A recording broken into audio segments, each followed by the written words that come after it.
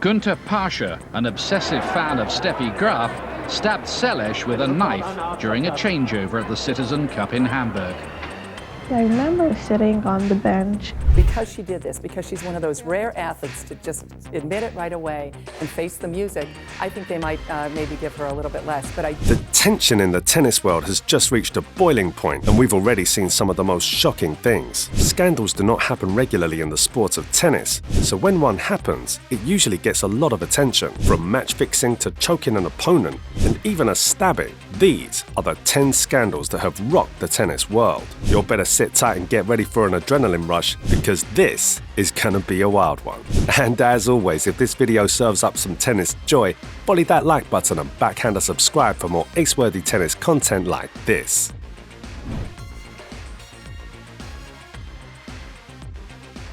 Usually, you'd think choking happens in fighting sports like MMA or WWE, not in tennis. However, in 2010, tennis fans were shocked when Stepan Kac choked his opponent Daniel Kolera during a game in Austria. This happened because Kac got extremely offended at something Kolera said during their match. When they were taking a break, Kac couldn't keep his cool and straight up choked Kolera, who was sitting down. Yikes! After that, Kac was kicked out of the game. What's surprising is the people watching started to boo Kolera, even though he was the one attacked. Weren't expecting that, were ya? But it's nothing compared to what we have in store.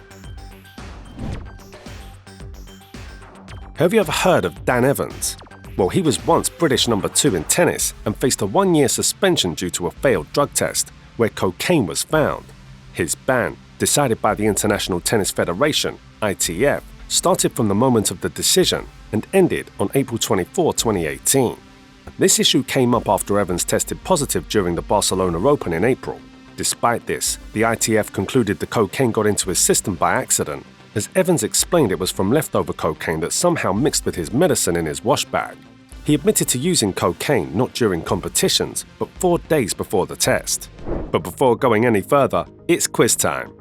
In 2010, why did Stepan Kac choke Daniel Kolera? Was it A. his playstyle, B. his outfit, C. his hair, D. something he said? The correct answer will be revealed at the end of the video, so stay tuned. Now back to it.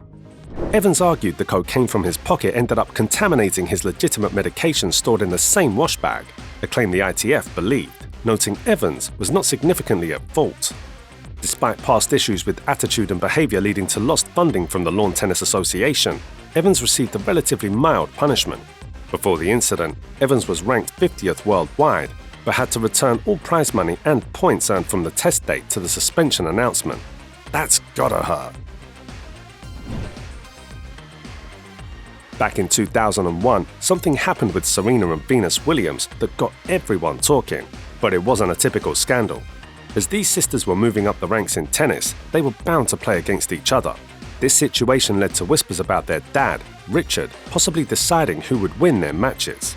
The talk got louder at Indian Wells when Venus suddenly pulled out of a semi-final match against Serena just before it was supposed to start. This meant Serena moved on to the final, but when she showed up to play, the crowd wasn't welcoming at all. They booed her, and they also booed Venus and Richard when they appeared. Awkward moment, but the next scandal is a lot more awkward. The Nikolai Davidenko match-fixing scandal, a story that began in Poland in 2007, continues to cast a shadow over tennis even years later. This incident unfolded during a match that, on paper, seemed predictable, with Davidenko, a former world #3, facing Martina Hingis. However, the betting patterns during the match were anything but expected, leading to a comprehensive investigation into the reasons behind the unusual betting activity. This probe focused on the significant amount of money placed on Agassi, despite him losing the first set, eventually reached a dead end, leaving more questions than answers. Although both players were eventually cleared of any misconduct, the incident left a lasting stain, not so much on tennis as a whole, but more on the reputations of two now retired athletes. In response to this controversy, tennis authorities established the Tennis Integrity Unit, TIU, in 2008, tasked with eliminating betting-related corruption within the sport. In 1997, 2 years after being on top of the world, Andre Agassi's career hit a snag. Battling injuries and a damning failed drug test, the year looked bleak for the 8-time Grand Slam champ. Agassi's response? A fabricated tale of a spiked drink, convincing enough to earn just a warning from the ATP.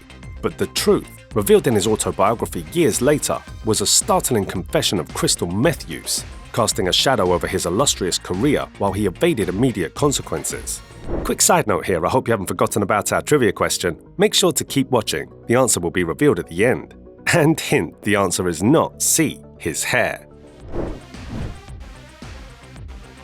In 1993, Monica Seles, a star player and the youngest winner of the French Open, faced a shocking event. During a match in Hamburg, a fan of her rival Steffi Graf attacked her, stabbing Seles in the back. This terrible moment forced Seles to take a break from tennis for over 2 years as she dealt with the trauma.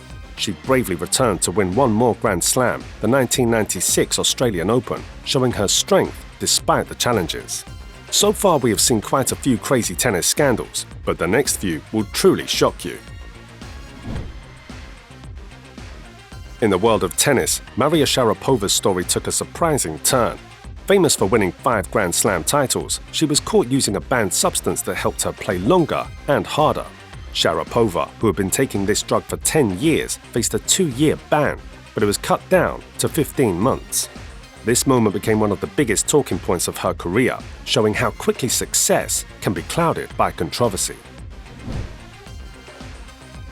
Jennifer Capriotti's life on the tennis court was full of victories, including grabbing an Olympic gold in 1992. Yet it's her troubles away from the game that caught everyone's attention. Just as her career seemed unstoppable, she stumbled in 1994 with a charge for having marijuana. Capriotti didn't let that stop her. She bounced back in 1996, winning 3 major titles and even climbing to the very top of the women's rankings in 2001. However, her battles weren't over. She needed help for a drug overdose in 2009 and faced legal troubles again in 2013 with charges of battery and stalking, though these were eventually dropped. Capriotti's journey shows the rollercoaster ride of reaching for the stars while fighting demons along the way. Meet Martina Hingis. As a young prodigy, she grabbed the world's attention by winning the Junior French Open at just 12 and quickly moved up the ranks in professional tennis. Before turning 16, Hingis became the youngest Grand Slam champion in history at Wimbledon, kicking off a period of dominance where she won numerous titles, including 3 of the 4 Grand Slams in 1997 alone. By her early 20s, Hingis had already spent 209 weeks as the world's #1 female tennis player, despite facing significant injuries. However, Hingis faced a major setback in 2007 when she tested positive for cocaine during Wimbledon, leading to a 2-year ban and her second retirement announcement. Despite her protestations of innocence, the tennis world was shocked, and Hingis stepped away from the game. Not one to be kept down, Hingis made a remarkable comeback, not in singles, but in doubles after her suspension. Daniel Kolera, once ranked 55th globally in 2009, faced a stark downfall with a lifetime ban from professional tennis in 2011 for match fixing, marking a first for the Tennis Integrity Unit.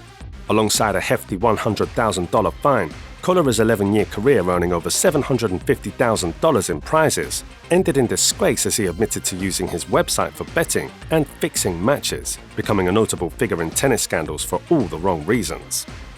So there you have it. We revealed the sport's intense drama beyond its physical confines. From career-defining comebacks to the shadow of match fixing and doping, these stories not only shocked fans, but also highlighted the profound pressures elite athletes face, underlining tennis's enduring complexity and its stars' human vulnerabilities.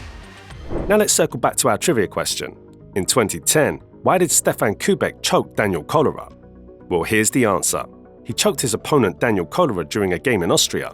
This happened because Kac got extremely offended at something Kolera said during their match. When they were taking a break, Kac couldn't keep his cool and straight up choked Kolera, who was sitting down.